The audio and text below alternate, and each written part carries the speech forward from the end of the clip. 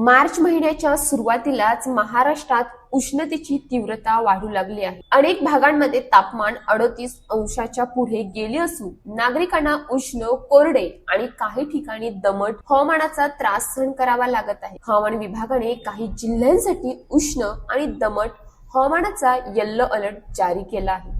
कोकणात उष्ण व दमट हवामान, मुंबईसह उत्तर कोकणात उष्ण आणि दमट वातावरण आहे। रायगड, ठाणे आणि पालघर जिल्ह्यांना येलो अलर्ट देण्यात आला आहे। येथे कमाल तापमान 32 ते 37 अंश, किमान तापमान 24 ते 27 अंशादरम्यान राहण्याची शक्यता आहे। काही ठिकाणी हलक्या सरी पडू शकतात। मध्य महाराष्ट्रात तापमानात वाढ।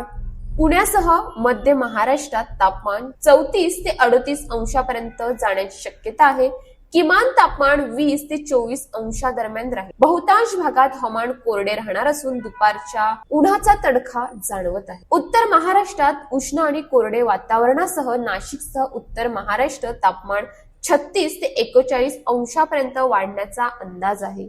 हे हवामान कोरडे राहणार असून पावसाची शक्यता नाही। महाराष्ट्रात उष्णतेची तीव्रता छत्रपती संभाजीनगर, जालना, बीड, लातूर, नांदेड, परभणी, हिंगोली आणि धाराशिव या जिल्ह्यांमध्ये तापमान 35 ते 39 अंशादरम्यान राहण्याची शक्यता आहे। हवामान पूर्णपणे कोरडे राहणार आहे। विदर्भात तापमान 40च्या उंबरठ्यावर, नागपूर, अमरावती, अकोला, यवतमाळ, चंद्रपूर आणि गडचिरोलीसह विदर्भात तापमान 40 अंशापर्यंत जाण्याची शक्यता आहे। येथे हवामान कोरडे राहील। उष्णतेची लाट येण्याचा इशारा हवामान विभागानुसार राज्यात तापमान सरासरीपेक्षा 2 ते 4 अंशांनी वाढ होत आहे। त्यामुळे मार्च महिन्यातच उष्णतेच्या लाटेचा धोका निर्माण झाला आहे।